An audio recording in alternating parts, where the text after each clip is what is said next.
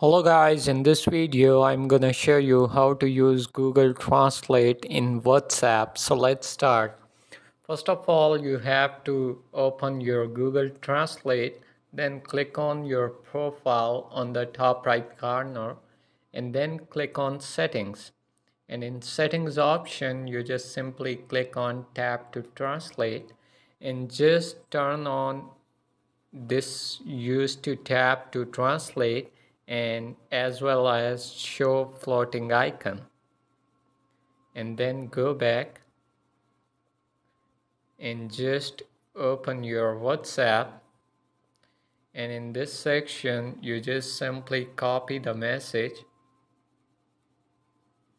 and then open Google Translate, and then here you just paste and then click on next. That's it. So I hope you guys enjoy this video. If you like the video, do like, share and subscribe our channel.